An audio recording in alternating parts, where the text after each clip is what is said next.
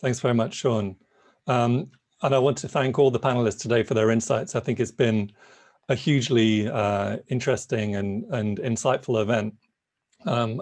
As Sean said, my name is Carlos Martinez. I'm part of the No Cold War organizing group. And I just wanted to wrap up the session by saying something about why we organized this event, why we thought it was important to join together these two themes of racism and the new Cold War. And the basis of it is really that capitalism is in turmoil, specifically neoliberal capitalism is in turmoil. Ongoing economic stagnation alongside the startling failure this year of the major Western economies to contain the coronavirus pandemic is producing essentially a crisis of legitimacy and a corresponding sense of panic among the ruling class. The US is the leading capitalist power, and it's the worst affected. For the moment, it remains the world's largest economy in GDP terms, albeit not for very long, but its quality of life indicators are deteriorating. Poverty is rising, infrastructure is crumbling.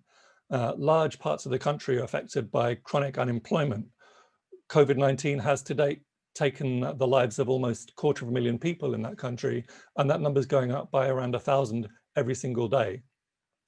And economic crisis has always gone hand in hand with social crisis, because a decline in people's living standards leads them to ask certain questions about why their living standards are in decline. And in response, capitalist governments have always tried to find ways to do two things: to restore profitability, to get the economy back on track, and at the same time to maintain a status quo, to maintain social stability.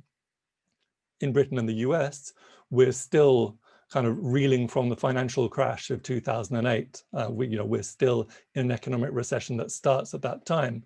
And the ruling classes have responded to that crash with, on the one hand, bailouts for the rich, bailouts for the banks, and for the poor, it's been a story of relentless and brutal austerity.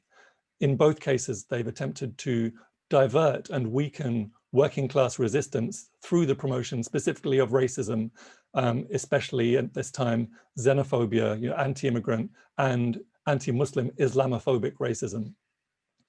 And then in parallel to this, at a geostrategic level, the West's response to the crisis is really around the new Cold War on China. China's rise poses a very difficult problem for the US and for the world system that it leads. The US just doesn't know how to deal with the rise of China. China will certainly overtake the US as the world's largest economy within the next few years.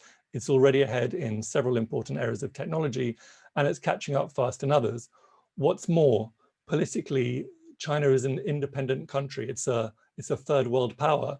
Unlike Europe, unlike Japan, unlike the so-called Five Eyes countries, China can't be told what to do. It doesn't have a particular stake in the US-led system, the so-called post-war liberal order.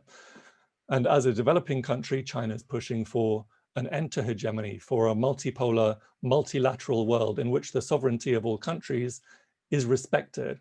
As a non-white power that has constructed its own path to progress and prosperity, China's helping to destroy the ideology of white supremacy that's been so intimately bound up with the imperialist world system for literally hundreds of years. As a socialist-oriented country with no less a Communist Party government and an essentially planned economy, China's dismantling the kind of established, the received wisdom that Western free market liberalism is the perfect way to organize society. Francis Fukuyama said, would have been nearly 30 years ago now, that we'd reached the end of history with modern liberal capitalism. I think if you were to ask him today, he'd have to take those words back, because we very clearly haven't seen the end of history. But this is the context to the new Cold War. This is the reason for the so-called pivot to Asia, the trade war, the propaganda war, the decoupling, the attacks on Chinese technology companies, the attempts to diplomatically isolate China, the fomenting of anti-Chinese racism, the strategy of military encirclement. And all this is happening at the same time as a worrying rise in racism is no coincidence. As I've said, both are manifestations of neoliberal capitalism in crisis. Both are being deployed in an attempt to preserve a system which is based on the needs of a wealthy elite at the expense of the vast majority of humanity.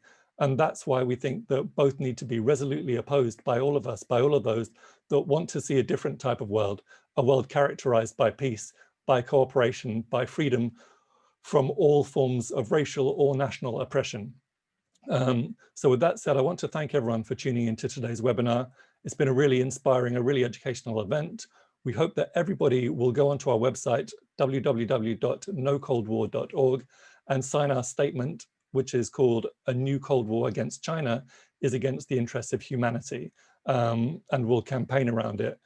I think nearly all of the speakers today have already signed the statement. Signatories include Diane Abbott, Ajamu Baraka, Medea Benjamin from Code Pink, Professor Gerald Horn, Martin Jakes, the author, Irvin Jim, Chris Matlako, John Pilger, Alfonso Perez Esquivel, Enram, Carlos Ron from the Venezuelan government, Jill Stein, Yanis Varoufakis, Zhang Weiwei. So we very much hope that you will join those people in signing our statement. This has been our last event for 2020. It's been a very busy few months since we launched. We launched in July with our initial conference. We had an international peace forum in September. In October, we had a dialogue between Professors Jeffrey Sachs and Zhang Weiwei. Last week, we had an event in conjunction with the Chongyang Institute and the Tricontinental Institute around the US elections. And now we've got today's event. So it's been a busy half year, busy few months. You can see all of this material, by the way, on our YouTube channel, the name for which is No Cold War. We're going to have many more events in 2021. We very much hope that you will continue to participate and to support this work. We've got a newsletter and a mailing list, which you can also sign up to on the website. And we hope to see you again. Thank you very much.